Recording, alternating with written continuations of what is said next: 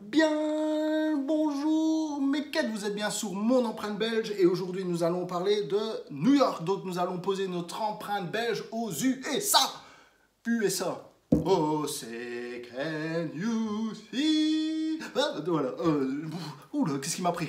Dès qu'on parle des États-Unis, ça y est, je me transforme. D'ailleurs, j'ai mis le t-shirt adapté à la conversation. T-shirt hard rock, hein, spécial New York, qu'on ne trouve que là-bas parce que généralement les t-shirts qu'on achète dans les pays sont adaptés. Enfin bref, on y reviendra après parce que je suis déjà en train de me perdre dans ce que je vais faire. Donc voilà, vous avez vu, je vais la mettre ici, hein, comme ça, elle va nous surveiller. Ici, la petite baba là, je vais la mettre ici, vous la voyez, voilà, c'est cool. D'ailleurs, j'ai un invité aujourd'hui. Ah, attendez, je vais aller le chercher. Allez, viens ici, nom de Juice, fais le timide. Allez, viens, oui, bah oui, qu'on veut te voir. Allez, viens, allez, fais pas ton timide. Fais pas ton timide, viens te montrer à la caméra. Eh oui, c'est Patriot Dog. Il va nous suivre aussi, comme ça il va se surveiller qu'on ne dise pas de bêtises. Bon chien, là. Ça c'est un... À mon avis, il vient de Wall Street celui-là, parce qu'il demande toujours du pognon. Elle est pas mal là celle-là, hein, les gars. Ouais, allez mes quêtes, fini de déconner parce que j'ai envie de vous parler des USA. Donc on va vous parler de la côte Est. J'ai eu l'occasion d'y aller 3 fois à New York, 2 fois en Floride et faire un road trip de Floride et je suis resté une fois à Orlando. Donc je vais vous parler de tout ça, ça sera en plusieurs parties sinon ça va être trop long et ça sera plus amusant.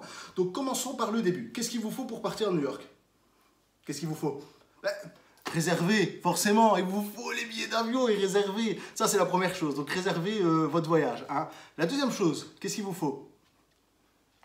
Ceci, un passeport, permission d'entrée, vous voyez, vous recevez des petits cachetons et tout, ça fait des souvenirs, c'est sympa.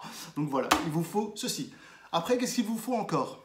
Qu'est-ce qu'il vous faut encore? L'ESTA, ne pas oublier de le faire. Ça, vous faites ça en ligne avec votre PC. Ça coûte, je ne sais pas si ça a augmenté, j'avoue que je n'ai pas vérifié ici. À l'époque, on payait ça, je pense, 15-20 $, un truc comme ça. C'est la permission pour entrer aux États-Unis. Vous posez des questions bêtes comme est-ce que vous vous droguez? Est-ce que vous avez déjà fait de la prison? Bah, on va dire que oui, hein. Allez, franchement, enfin bref, il leur faut. Donc voilà, ça c'est important aussi, l'ESTA. Donc voilà, et ensuite, qu'est-ce qu'il vous faut? Une carte de crédit et des dollars. J'en ai gardé quelques-uns, voilà. Donc il vous faut des dollars aussi parce que aux USA on dit toujours rien de mieux que le cash. Donc voilà, il vous faut aussi des petits dollars. Donc ça c'est déjà les premières choses pour pouvoir y aller. Ensuite, vous devez aller à l'aéroport, forcément, passer les contrôles et tout parce que je peux vous dire qu'il y en a, donc n'arrivez pas trop tard. Ensuite, l'avion. L'avion, parlons de l'avion. Combien d'heures d'avion? Je regarde ma feuille parce que j'ai pris des notes ce coup-ci. Donc, combien d'heures d'avion? À votre avis, c'est 7h50 d'avion. Presque 8. Vous allez me dire, ouh, c'est long. Effectivement, en classe éco, ça peut être long. À moins que vous ayez les moyens, à moins que vous ayez financièrement les moyens de vous payer une première classe, à l'arrière, c'est vrai que 8 heures, c'est long. Mais vous avez devant vous des films, à manger, vous êtes un peu fatigué, donc si vous savez combiner les trois et vous pouvez bouger un peu, ça devrait aller. D'ailleurs, je vous mets une photo de la classe éco tout de suite.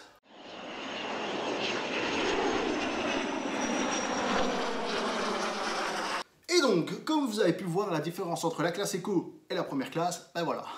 Mais bon, la différence de prix est là aussi. Et je vous avoue que je préfère aller en classe éco. De toute façon, si l'avion commence à piquer du nez, on y est tous dans le même bain. Donc, il y a rien à faire. Donc, aussi, quelques petits chiffres que j'ai oublié d'énoncer au début et que j'aurais dû faire et que je fais maintenant.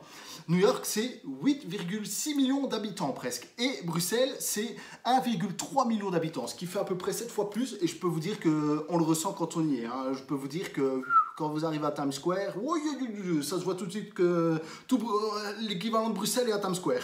Donc voilà, il y a vraiment du monde. Donc, alors, une fois que vous avez tout ça, que vous avez pris l'avion, fly me to the moon, et que vous arrivez à New York, eh ben, vous devez passer le contrôle. Et pour ça, moi, je vous conseille, si vous connaissez l'anglais, tant mieux. Si vous ne le connaissez pas, essayez d'apprendre minimum les bases. Parce qu'ils vont vous poser juste 2-3 petites questions, comme le temps, combien de temps vous restez, qu'est-ce que vous venez faire, donc l'hôtel où vous allez aussi. Ils vont prendre vos empreintes, faire des photos. Donc voilà, une fois que le contrôle est passé, après, vous pouvez souffler. Parce que franchement, le contrôle, pour moi, je trouve ça assez stressant un tout petit peu quand même. Excusez-moi, je regarde aussi ma feuille en même temps pour ne rien oublier. Et donc, j'ai aussi oublié de vous dire, c'est 8 heures d'avion et c'est 6097 km. D'ailleurs, si vous ne me croyez pas, photo à la preuve.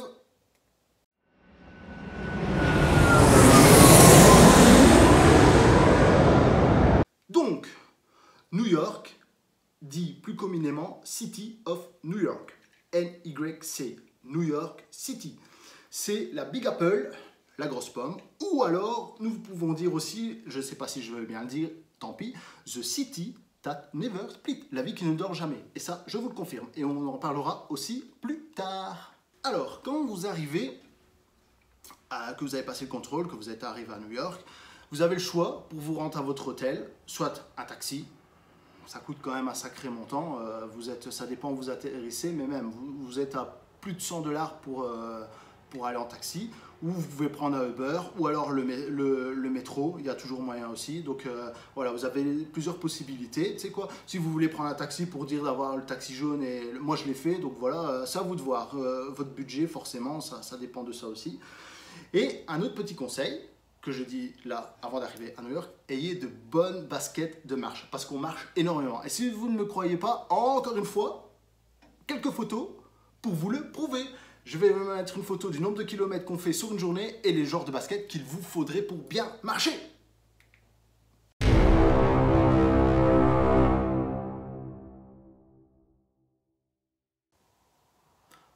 Ah, vous êtes déjà là? Vous êtes encore là? Bah c'est vraiment sympa. Justement, je lisais ma gazette que je reçois tous les jours. Non, je rigole.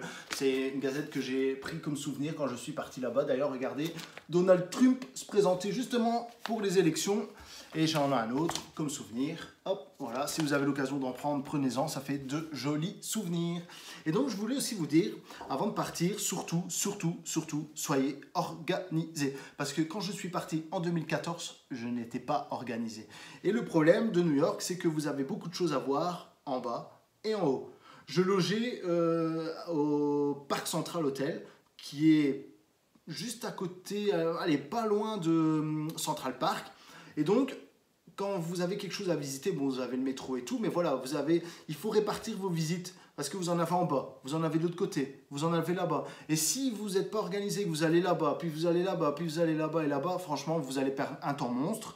Et en plus de ça, vous allez vous épuiser. À moins que vous ayez envie, ça, c'est chacun son choix. Mais après, quand je suis parti en 2015 et en 2017, j'ai été organisé, et là, franchement, c'était top, parce qu'on voit plus de choses, et voilà, comme on est organisé, c'est plus simple.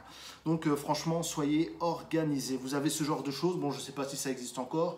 Moi, en 2014 et en 2015, j'avais ceci, le New York City Pass. En 2017, ils avaient fait un autre truc sur Internet, on réservait vraiment que les attractions que vous voulez faire, parce qu'avec ça, moi, en 2014, la première fois, j'ai été voir le MoMA. Et je vous avoue que c'est pas mon truc du tout. Tout comme le musée d'histoire naturelle, je me suis dit ouais, ça serait sympa d'aller le voir parce qu'on le voit à la télé, donc j'aimerais bien une fois aller, mais c'était pas non plus mon truc. Et ouais, c'est sympa, voilà, si vous avez envie de le voir, allez-y, mais moi personnellement, j'ai perdu un peu de temps avec ça. Donc voilà, c'est chacun son choix. Donc voilà, moi je ne le referai pas, c'est sûr.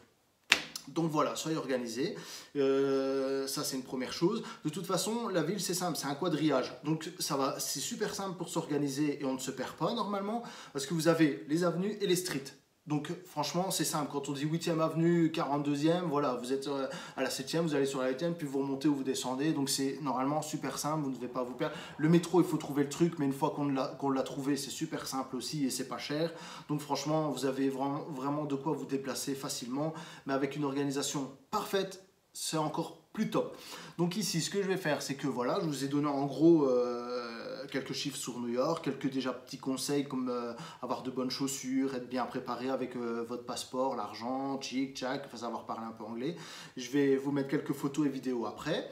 Donc si vous voulez pas, si vous partez et que vous voulez pas le voir, évitez de regarder pour que ça soit pas spoilier.